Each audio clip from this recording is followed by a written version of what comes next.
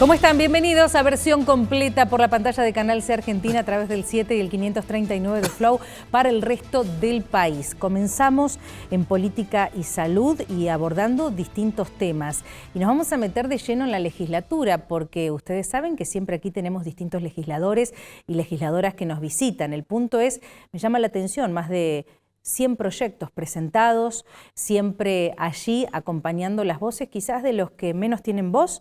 Puede ser definido así. Rodrigo Agrelo, el legislador que hoy está aquí en versión completa. Bienvenido, Rodrigo. Hola, ¿cómo estás? Muchas gracias por la invitación. Un placer. Bueno, siempre digo, el legislador que lo veo dándole voz a los que menos tienen voz, ¿no? Y en temas que muchas veces incomodan.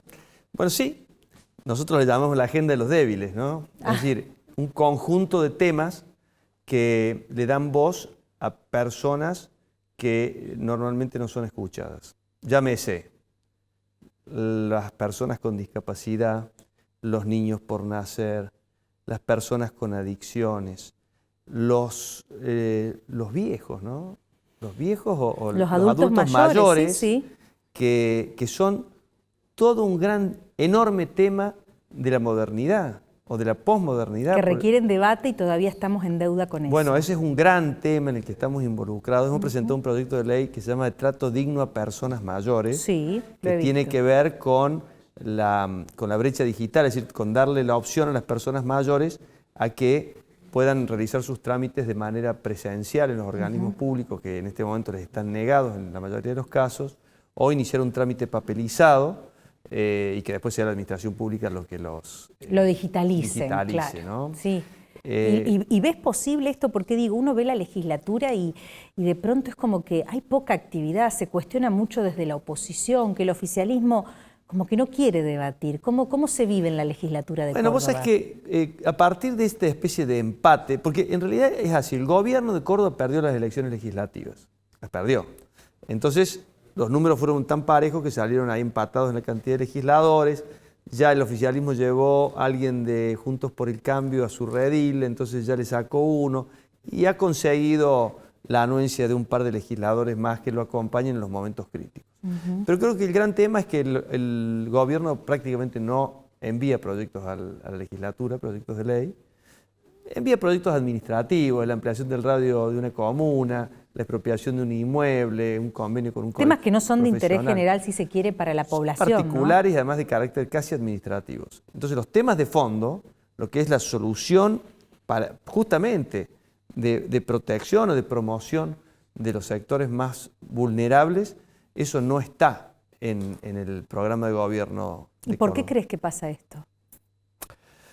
Varias cosas. Una, un progresivo proceso de deshumanización de la política. Fuerte. Yo creo que ahí hay un punto que hay que analizar. Es decir, hoy hay como una concentración en retener el poder. Y entonces, todos estos proyectos que tienen que ver con la defensa del más débil y están fuera de la vista porque siempre la preocupación es sostener y ampliar el poder. Y yo creo que eso es un dato muy notable de este tiempo, ¿no? La política perdió la empatía. Sí, creo que mucha, y creo que un gran desafío es rehumanizarla. Bueno, Encuentro Vecinal tiene un poco esa tarea, ¿no?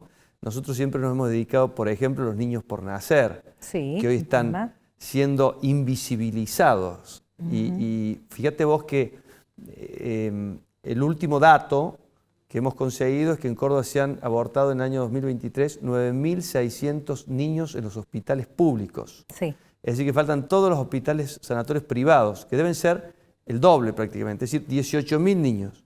Eso quiere decir, por año, eso quiere decir que en 10 años habrán desaparecido 180.000. Eso es como la población de Río Cuarto.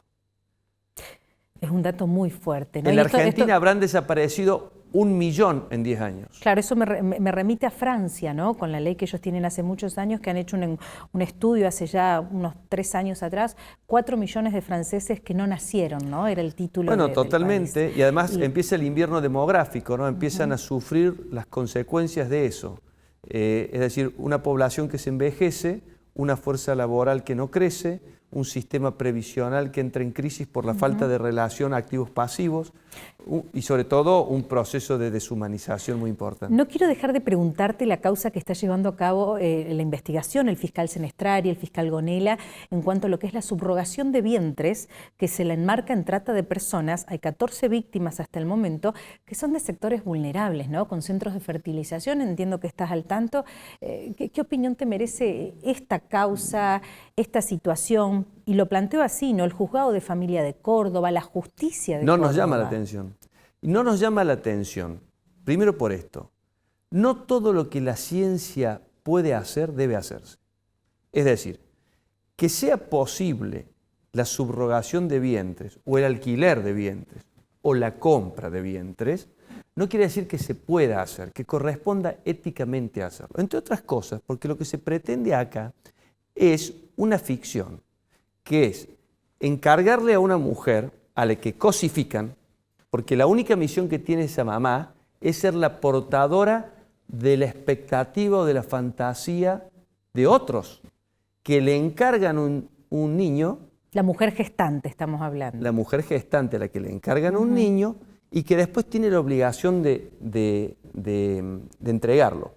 Bueno, aclaremos que biológicamente no tendría... Yo la discutiría incluso sí, legalmente su obligación, pero la cuestión es esta. ¿Puede un ser humano ser objeto de un contrato? ¿Puede un ser humano ser objeto de un contrato? Definitivamente no, porque las personas no somos medio de nadie, no somos instrumentos de nadie.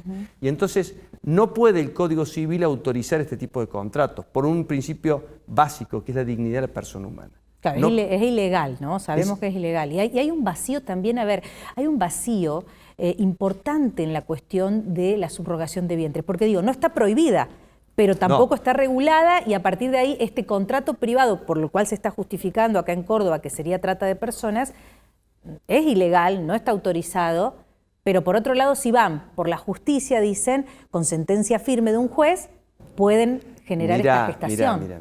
Es un tema para largo, ¿no? A ver, que no esté regulado no quiere decir que esté permitido. Te voy a decir por qué. Bien. Porque si las personas no podemos ser objeto de un contrato, jamás podría regularse en el Código Civil un contrato que tenga por objeto una persona. Te voy a dar un caso. ¿Podría yo donarte un ojo? No. Así porque sí, ¿no? ¿Podría donarte un brazo? Cuando la ciencia diga, mire señor Agrelo, usted puede sacarse el brazo y entregárselo a Alejandra. ¿Podría yo? Y no. ¿Con qué tiene que ver? Con que nuestra autonomía, nuestra voluntad autónoma tiene un límite que está establecido por nuestra dignidad. Entonces, aún contra mi voluntad, yo no podría sacarme un ojo y dártelo. Entonces, lo mismo pasa y mucho más con un tercero que es un niño. Ahora yo hago esta pregunta. ¿Qué diferencia hay entre el alquiler de vientres y la compra de un niño? ¿Qué diferencia hay? Y en realidad dentro del alquiler de vientres también estas familias pagan para todo lo que es, hay que decirlo a la gente que no lo sabe, ¿no? El tema de fondo, para un tratamiento de fertilización, para hacer el embrión en laboratorio, le pagan a esa mujer también. La diferencia es debatible, ¿no? En ese sentido, uno paga. Ahí se cruza. Hay un pago de por medio. Hay un pago de por medio. Hay una persona de por medio que es el niño, que debe ser entregado. Ahora yo me pregunto esto, si la mamá gestante, que esa es la mamá del niño, ¿no? La mamá gestante, se niega a entregar el niño, ¿podría un juez obligarla? En este sentido, ahí viene el vacío. Si esa mujer va a parir, va a parir esa mujer, hay que decirlo. Pasó este caso con esta familia homoparental que destapa esta olla, hay que decirlo. Va a parir y si ella no hubiese dicho nada, ella puede ir y registrarlo. Después empieza el gran tema, el dilema de la cuestión genética, ¿no? Pero a ver, el artículo 562 del Código Civil dice que madre es la que nos ha parido. En Argentina, tal cual. En Argentina es la que nos ha parido. Comparto 100%. Es decir, que si vos vas e inscribís un niño como hijos de otras personas que no sea su madre, vos estás cometiendo un delito que se llama sustitución de identidad. Eso lo están permitiendo los tribunales. Ahí está el punto. Es decir, es un ataque a la dignidad al amparo del Estado. Es un tema para seguir debatiendo. No quiero dejar de preguntarte el tema del juego online, ¿no? Lo que se aprobó en la legislatura, el debate y que creo que ¿estás de acuerdo con esa ley o no? Mirá, Aurelio García Elorrio, el fundador de nuestro partido de Encuentro Vecinal, ya hace 3 años lo advirtió claramente. Acá han traído un negocio enorme que en el mundo funciona, que en la Argentina no es la excepción, y lo han normalizado, con el pretexto de que todo lo que existe debe ser legalizado, porque existe simplemente. Y entonces el juego, que ya no juego, las apuestas, mejor dicho, fueron tomadas a cargo del Estado para evitar su multiplicación, para acotarlas, no para promoverlas. Si vos prendes cualquier medio, vas a encontrar publicidad de las apuestas. ¿Esto qué quiere decir? Que desde el Estado, la Lotería de Córdoba está promoviendo la multiplicación de algo que antes se le llamaba vicio y ahora se llama ludopatía o adicción.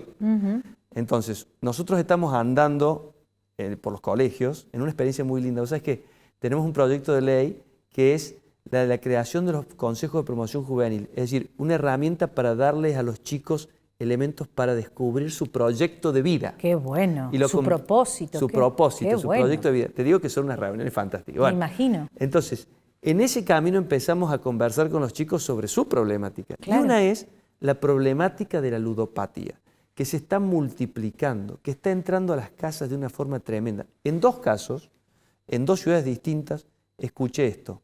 Familias que habían tenido que vender un terreno. Fíjate vos que lo que me llamó la atención fue en los 2 casos un terreno.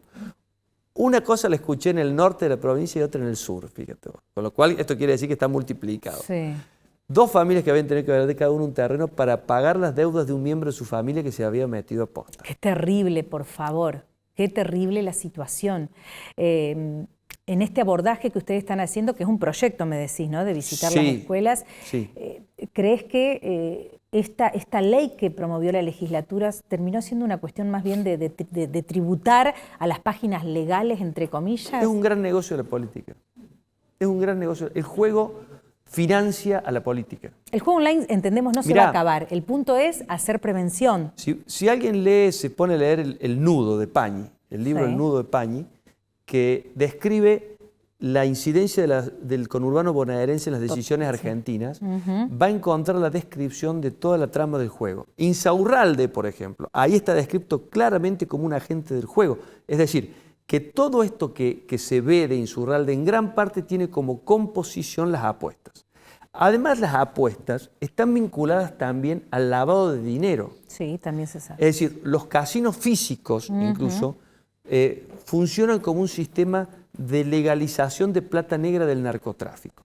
Con lo cual, toda esta combinación de factores no hace otra cosa que complicar todo. Con lo cual, Encuentro Vecinal siempre va a estar combatiendo el juego legal y el ilegal, porque legal o ilegal siempre hace mal. Siempre hace mal, porque la mente no distingue si a vos... No, pero es una enfermedad, está claro. Claro, o sea, pero digo, que venga de la Lotería de Córdoba... De donde sea, no importa. De Pirulo, ¿sí? Claro. Sí, es el juego... Es lo mismo. Exactamente. Acabas de decir algo, el tema del narco, y vi en tu Twitter, siempre me gusta stalkear a nuestros invitados, dijiste en un tuit, Nicolás Maduro, jefe de un narcoestado. Sí, no hay duda. Bueno, se habla mucho de las ciudades del interior de Córdoba como municipios, como cuestiones de la lucha del narco y muchos políticos quizás también vinculados al narco. ¿Qué opinión te merece? Y yo creo que acá, mira, creo que hay que atacar la oferta y la demanda. La oferta genera demanda. La oferta es establecer puntos móviles de control. Nosotros hemos propuesto, por ejemplo, un sistema de escáneres móviles para controlar en las terminales de ómnibus toda la paquetería, por ejemplo. En las rutas, todos los paquetes que pasan. ¿Por qué? Porque el narcotráfico, ¿cómo atomiza su riesgo? Envía muchos paquetes en distintos ómnibus a distintas localidades para que se vayan concentrando. Yo he leído un caso, por ejemplo, que esto es en la provincia de Santa Fe, el ómnibus baja la velocidad, trae en sus bodegas los paquetes con droga, le abren las bodegas en las zonas donde pasa y retira los paquetes y entonces en destino nadie reclama. Claro. El narco manda plata en las encomiendas, porque con la inflación argentina ha sido tanta la cantidad de plata que se maneja, volúmenes, que la plata, en vez de ir y volver en autos, prefieren mandarlas en encomiendas. Entonces, si va un señor a retirar un paquete, acá nadie le pregunta, ¿cómo es su nombre, señor? Juan Pérez. Y anota a alguien, Juan Pérez, tome el paquete, ¿qué tiene adentro? Muy informal. Entonces, hay que establecer un sistema de controles muy severos para evitar eso. Perros, vos sabés que el perrito tiene una ventaja. El perro no se corrompe. ¿Por qué? Porque cuando el perrito se sentó y movió la cola, es que hay droga. Entonces, y el que lo maneja no puede disimularlo eso. Claro. Perros, escáneres, policías. Estamos hablando de la en puestos necesidad de móviles. un presupuesto enorme Sí. que hoy no se contempla, ¿no? O sea, no Claro. se contempla, digo, no hay intención política al menos. Y mucha promoción juvenil. ¿Por qué? Porque si nosotros tenemos chicos sin educación, con tiempo libre y sin capacitación ni trabajo, eso es carne de cañón para el narcotráfico. Es decir, que si nosotros no trabajamos en el proyecto de vida, en el propósito de vida de cada uno de los chicos y el Estado vuelve a los lugares donde el narcotráfico se ha apropiado de los territorios, esto que vivimos hoy se va a multiplicar. Rodrigo Agrelo, gracias. Gracias a vos. Y dejo abierta la invitación para seguir debatiendo. Creo que nos quedan muchos temas pendientes. ¿Seguro? ¿Sí? Los tiempos en televisión son tiranos, decimos. Así es. Gracias. Gracias por la invitación. El legislador Rodrigo Agrelo en este primer bloque de versión completa. Quédese ahí. Todavía tenemos muchos más temas interesantes para compartir.